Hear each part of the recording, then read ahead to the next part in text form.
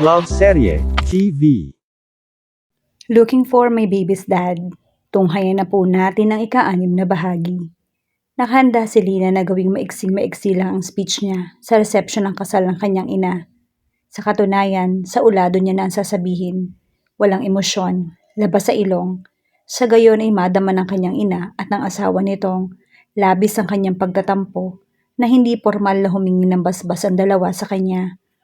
Ngunit nang ibigay na ng host kay Lina ang mikropono, inapasulyap siya sa kanyang ina. Natunaw ang lahat ng galit niya sa labis na kaligayahang mababakas sa mukha ng matanda. Naisip din niya, habang pinagmamasdan ng babae, na marahil ilang taon rin itong pinangarap ang magsuot ng puting trahe de boda. Hindi man iyon magarbo at bagay sa edad nito, sino bang babae ang hindi pinangarap na humarap sa altar? Lalo na sa kaso ng kanyang ina na marahil umasang maikakasal sa kanyang ama, ngunit kabiguan lang ang natamo. Nagsimulang pumatak ang mga luha ni Lina.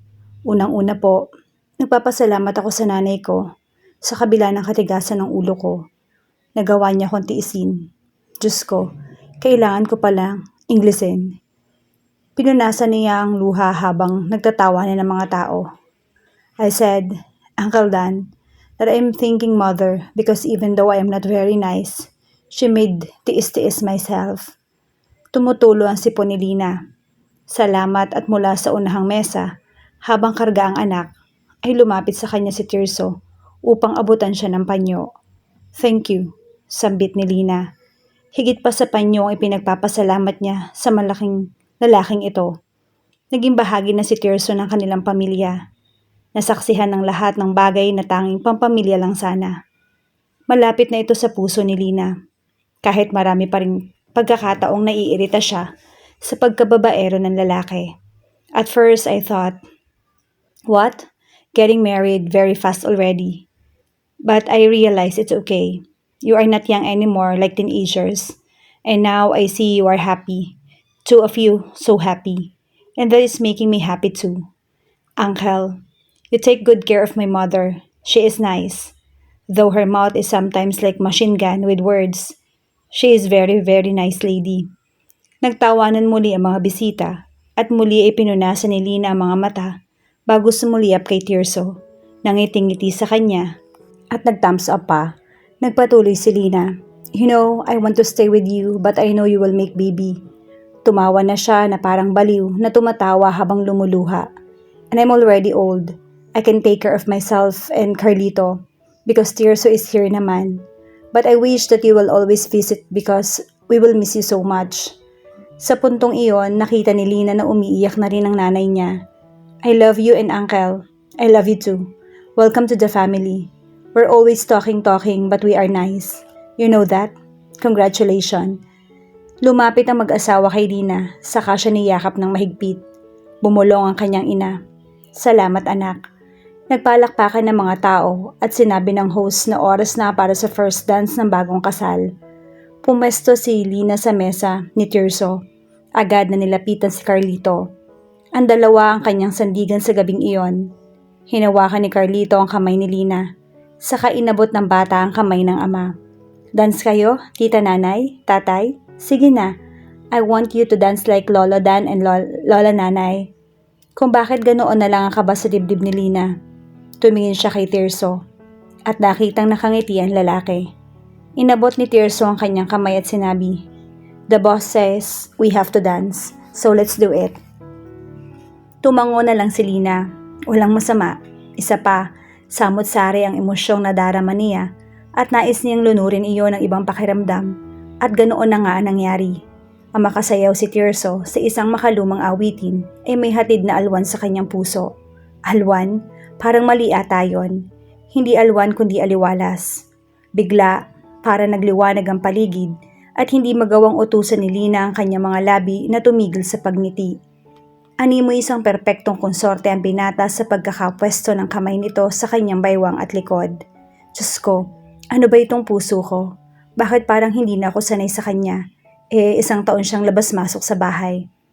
Ano bang meron sa gabing iyon na parang lango ang emosyon niya? Marahil, ay ganun nga lang talaga. Sadyang lunod ang damdamin. Lina, Kaya kung ano-ano ang kanyang naiisip. Isa lamang itong simpleng sayaw. Isang simpleng sayaw kaparehang ama ni Carlito. Humakbang si Lina nang naaayon sa hakbang ni Tirso at ilang ulit na nagkamali hanggang sa natawa siya ng malakas at ganoon din si Tirso. Napakagwapo na lalaki sa gabing iyon. Hindi na kailangan pang sabihin ni Lina. Kung sa bagay, mayroon bang araw na hindi ito gwapo? Kung noon ay nasasabi niyang gwapo si Ivan, kapag itabi ang ex niya kay Tirso, lalabas na parang ipinagkumpara niya si Aga Mulak at si Brad Pitt. How are you feeling? Tanong ni Tirso. Ayos lang. No need to cry anymore? Tanong ng lalaki at umiling si Lina. You don't feel bad about this anymore. How about Ivan? Napatirik bigla ang mga mata ni Lina. Pwede bang wag mong sirain yung gabi ko? Ang lakas ng tawa ni Tirso. Patuloy silang nagsasayaw at wala nang namutawing salita sa mga labi nila. Mabilis umakma ang mga galaw nila sa galaw ng isa't isa. Ngiti-ngiti na rin si Tirso. Hindi na kailangan sabihing enjoy din ng lalaki. Hindi na namalayan ni Lina kung gaano sila katagal na nagsasayaw. Kung hindi lang siya napasulyap sa gawin ni Carlito at nakitang nakatulog na ang bata sa upuan. Agad siyang napabitiw kay Tirso. Nilapitan ng bata. Kawawa naman ang baby, ani Lina. Binuhat ni Tirso ang anak. Maybe we'd better get going. Tumango si Lina. Nagpaalam na sila sa kanyang ina at sa bagong asawa ng babae. Nagpilit ang bagong kasal na doon na sila matulog, ngunit kailangan nilang bumiyahe pabalik ng Maynila. Bukas daw ay merong meeting si Tirso. Maraming negosyo ang lalaki, mga medium scale na negosyo. Ngunit napakarami mula sa chain ng tapsilugan hanggang sa mga mumurahing pabango at mga cosmetics na ibinebenta ng mga nanay. May kasama silang driver kaya hindi problema ang pagmamaneho ni Tirso pabalik ng Maynila. Magkatabi sina Lina at Tirso sa backseat ng kotse, habang si Carlito ay pinauna ni Tirso sa hita ni Lina. Nakatulog na din si Lina at ang magising ay napansin ang marahang paghaplos ng binata sa itaas na bahagi ng kanyang braso. Nakatitig lang ang lalaki sa daan sa unahan, tila malalim ang iniisip. Nasaan na tayo? Tanong ni Lina. Sumuliyap sa paligid at natuklasang nasa Makati na ang sasakyan. Ang haba ng naitulog ko. Nakatulog ka ba? A little, sagot ni Tirso. Sorry, no worries. Sa sinag ng ilaw ng poste at mga nagtataas ng gusali, ay parang lalong nakatunaw puso ang ngiti ng binata. Napakarami na, tiyak ni Lina. Nang makarating sila sa bahay ay dinala ni Tirso ang anak sa silid ng bata. Saka bumabang hinahaplos ang tiyan. Nagutom ako, ungot nito.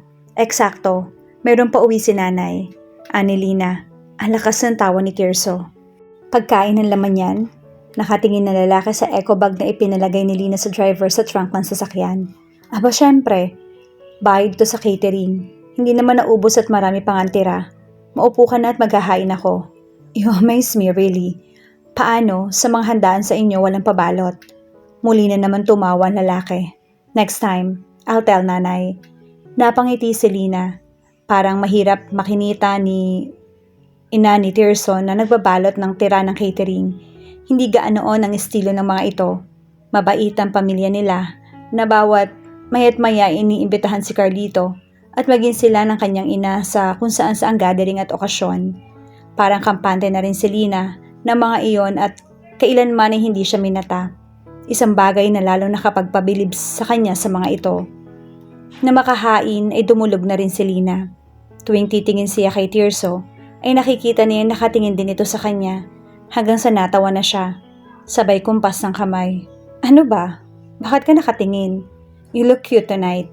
Bigla nag-init ang buong mukha ni Lina. Salamat. Ikaw rin. Tumawa si Tirso. Binitbit na patayo ang pinggan. Alam nito ang kalakaran sa bahay na yon. Bawal ang hindi malinis. Gayunman, alam ni Lina na maaga pa bukas ang lalaki. Ako na. Are you sure? Paniniguro ni Tirso.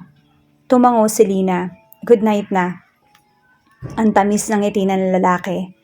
Parang gustong isipin ni Lina na may moment sila. Gayunman ay pumihit ang lalaki at nagtungo sa pinto. Ang pinto na noong bagong lipat siya roon ay ayaw niyang bumukas. Ngunit sa gabing iyon ay nais niya muna natiling bukas. Mayroon dulot na seguridad ang presensya ni Tirso. May hatid na pagkaginhawa sa kanyang puso. At hindi maipaliwanag ni Lina sa mga sandaling iyon kung bakit. Dahil ba sila na lamang ngayon ni Carlito ang nasa bahay? Marahil. Good night. Sleep tight. I'll see you tomorrow. Paalam ni Tirso. Mayroon kung ano sa gawin ng pagkakatingin ng lalaki na naisip ni Lina na talagang moment iyon. Kung hindi lang siya biglang ginising ng katinuan. Moment? Anong moment? Baka nakakalimutan mo kung ano siya sa buhay mo. Wala. Kaya tumigil ka. Kumaway ng bahagya si Tirso at isinara na ang pinto. Ang lalim na naging buntong hininga ni Lina. Tita Nanay, Tatay is busy. Sa kauna-unahang pagkakataon, nais ni Lina na hablutin ng PlayStation ni Carlito at ibato iyon sa pader. Marahas, nauunawaan niya. Nagkakaganon siya nang dahil lang ayaw sumunod ng bata sa dakila niyang utos. Ang katukin ang mahiwagang pinto. Mahiwagang pinto na ngayon ang bansag ni Lina sa piraso ng ukit na kahoy na iyon sa pagitan ng dalawang bahay. Mula kaninang umaga ay makailang ulit na rin niyang nailalarawang diwa ang pagkakatibag ng pader na nakapalibot sa kahoy. Aba, sumasagot-sagot ka na ngayon, Carlito. Wika ni Lina sa bata at bigla rin siyang nakonsensya. Bakit niya pagagalitan si Carlito? Gayong usapan nilang maaari itong maglaro ng PlayStation 2 oras sa loob ng 1 linggo. At araw iyon ng Sabado. Tapos na ang mga mumunting gawaing bahay ng bata, tulad ng pag-aayos ng sariling kama, pagdidilig ng halaman at pagliligpit ng coloring books at iba pa nitong gamit. Anong problema niya? Sorry, Tita Nanay. Maamo ang mukha ni Carlito. Tumayo at akmang kakatok na sa mahiwagang pinto nang agapan ni Lina ang bata. Hindi na, Carlito. Tama ka. Baka busy yung tatay mo. Sige, maglaro ka na. Sorry, mainit lang yung ulo ko. Why, Tita Nanay? Napabuntong hininga si Lina. Ayaw man ay kailangan niyang aminin sa sarili ang totoo. Naiinis siya dahil walang dahilan si Tirso para maging busy sa araw na yon. Maliban na lang kung nananatili sa kabilang bahay ang malanding babaeng nakita niyang isinasama nito kagabi. At hindi siya dapat maapektuhan. Ngunit hayon siya at maging ang isang bata ay nais gawing kasangkapan para malaman ng totoo. Nasa kabila pa ba ang hitad na malanding mas makati pa sa alipunga? Ano ang ginagawa ng malanding yun kay Tirso? At si Tirso ba ay nakikipaglandian din? Napabuntong hininga si Lina. Hindi na siya alam kung saan siya lulugar sa sitwasyon at hindi rin niya maunawaan kung kailan niya natagpuan ng sariling nagnanais na makasama at makita ang pinata hanggang maaari. Wala, halika, ani Lina kay Carlito. Tinapik niya ang hita upang doon maupo ang paslik. Magbabalik-balik eskwela na ang bata sa darating na pasukan. Grade 1 habang si Lina naman ay tutuntong na sa 2 taon sa kolehiyo. Business management ang kursong kinuha niya. Ang bilis umandar ng panahon at nauunawaan ni Lina na noon ang pagtanggi niya sa edukasyon ay nagbago na magkatagpo siya ng tadyak. Unang tadyak ang realisasyong iiwan na siya ng panahon. Ikalawang tadyak ay ang katotohanan sa mundo ng pagninegosyo, lalo na sa larangan niyang nasa RTW. Mamaliitin lang siya ng mga tao at mga kausap niya kung wala siyang natapos. Bukod doon, nakaharap na rin ni Lina mga bisitang Inglesero na nagtatrabaho sa kung saan-saang kumpanya na kumukuha ng kanyang produkto. Kailangan niya talaga mag-aral paunlari ng sarili. Kaya naman nung nakaraan ay kumuha na rin siya ng kursong personality development. Kaya na ni Lina ang sumabay sa agos ng mundo. Bagaman marami pa siyang kailangang gawin at handa siyang suungin ang lahat ng yon. Nadarama na rin ni Lina na aasenso siya ng husto.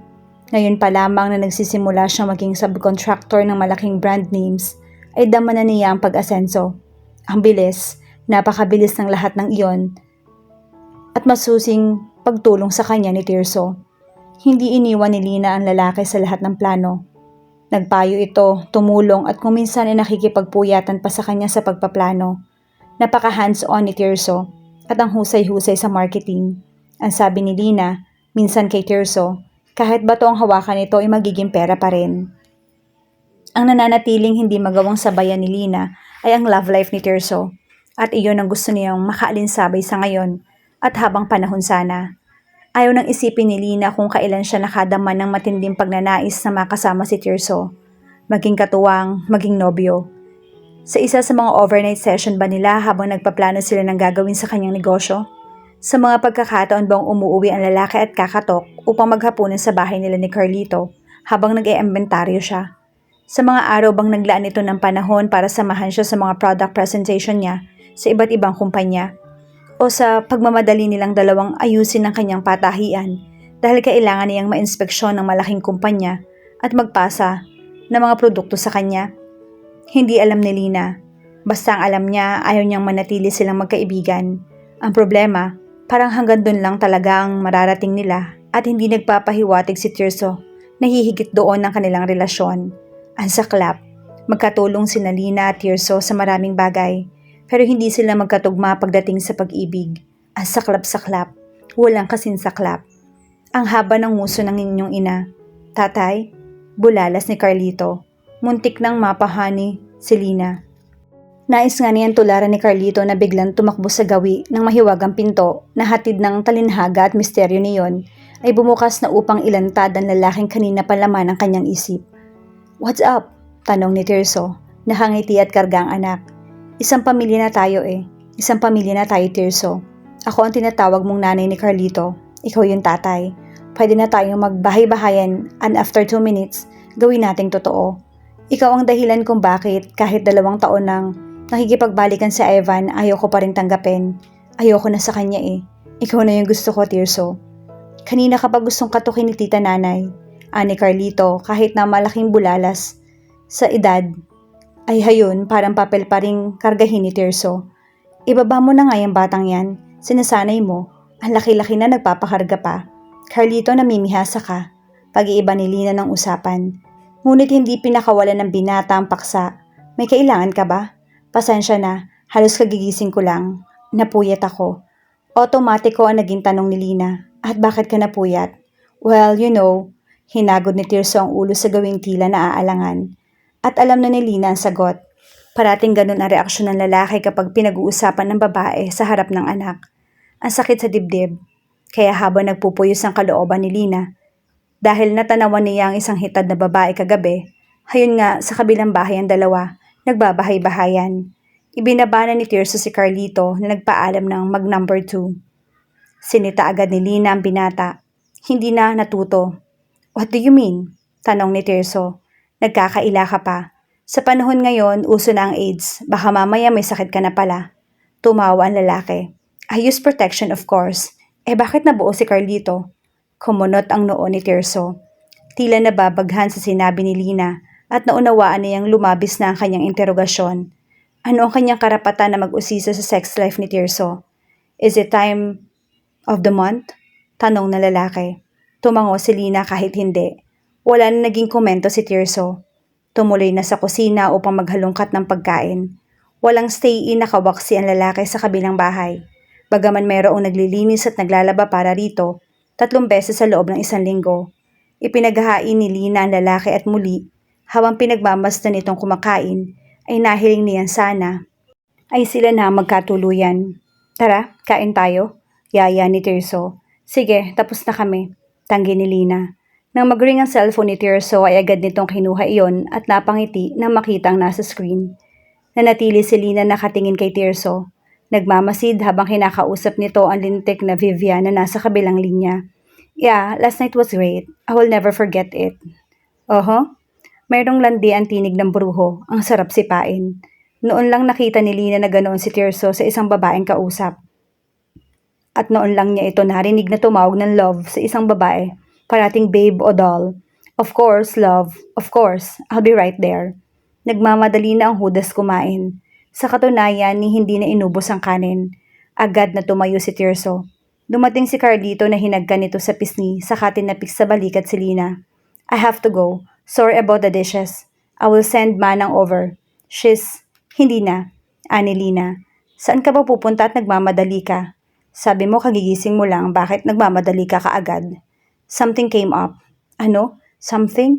Ang ganda-ganda at ang tamis-tamis ng ngiti ng bruho. "Ano nga?" giit ni Lina. "I think I have found the one. She's perfect.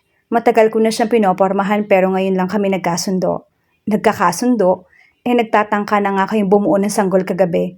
Natigil ang pagsasalita ni Lina nang takpan ni Tirso ang kanyang bibig. Saka lang niya naalalang naroon nga pala si Carlito na nakatingin sa kanilang dalawa. Palatak ni Tirso. Saka tumalikod at nagbalik sa mahiwagang pintong isinara na rin ito. Bakit parang nais ni Lina na umiyak? Bakit the one na agad? Hindi ba pwedeng doll at babe? Yung natagpuan ni Tirso tulad ng noon? Bakit the one na? Hindi mapakali si Lina, kaya naman nang tumawag si Ivan at sabihing nasa Maynila ito. At kung maaari daw ba silang magkita, ay pumayag siya. Isinama ni Lina si Carlito sa date nila ni Ivan at sa kalagitnaan niyon, ay nakatanggap siya ng tawag mula kay Tirso. Hey, Lina, something's crazy up. Tumatawa ang lalaki. Hula niya ay mayroong tao sa harap nito para tumawa ng ganoon. At tama si Lina nang marinig ang tinig ng isang babae nagsabing, "Come on," sa malandi at nagmamadaling tinig. "Listen, I'm at the airport and Vivian and I are going to Las Vegas." Nagsalita ang tinig ng babae mula sa background. "Maybe we can visit the chapel and get even crazier and get married?" Mukhang tinakpan ni Tirso ang mouthpiece dahil wala namang narinig si Lina. Napatayo siya mula sa kinauupuan. Walang pakialam kahit mapatingin sa kanya si Ivan. "Hello? Hello? Tirso, ano ba?" Muli nagsalita ang lalaki. "I'll be gone for a week." "Baliw ka ba?" ani Lina. "Maybe." Baka sa tinig ng kolokoy na nakangiti. "Maybe the craziest I have ever been. I feel so happy, Lina. I will see you and Carlito in a week. Kiss him for me. Will you?" "Hello? Hoy, hoy." Kulang itaktak ni Lina ang phone sa pader nang mawala si Tirso sa kabilang linya. Agad niyan tinawagan ang lalaki ngunit cannot be reached na ang numero nito. Halos tulala lang siya at maya-maya ay nagtungo sa banyo. Sa banyo pinakawalan ni Lina ang mga luhang kinaiinisan niya ang bawat patak. Anong iniiyak-iyak niya? Na baka magpakasal ang dalawang timang sa Las Vegas? Pwes, magpakasal ang mga ito nang naging trahedya lalo ang magulong buhay ng dalawa. At huwag nang isaalang-alang ni Tirso si Carlito para maipamukha kay Lina na sa lalaki kung gaano ito kasamang ama. Ipasok nito sa buhay nila ang malanding yon ng ganoon na lang. Tingnan niya kung makuha niya ang simpatya ng mga magulang. Katanda-tanda na ni Tirso ay gumagawa pa ng ganoong padalos-dalos na pa siya. Pwes, bahala siya sa buhay niya. Bumalik na rin si Lina sa mesa maya-maya, halos hindi na makakain. Pinilit niyang ngitian si Ivan. Pinilit huwag ipahalatang masama ang kanyang loob. At nagalit siya. Hanggang sa maihatid na siya ni Ivan, si Carlito ay nakatulog na sa backseat. "Lina naman, sagutin mo na ako," ani Ivan. "Patawarin mo na ako sa nagawa ko noon. Hindi na mauulit, sige na. Hinahanap ka na ni Mama. Bakit daw hindi na kita pinapasyal sa farm?" "Oo na, Ivan, oo na, tayo na uli," sagot ni Lina. Bakit hindi niya subukan uli? Ano ba ang malay niya kung mauna pa siya magpakasal kay Tirso?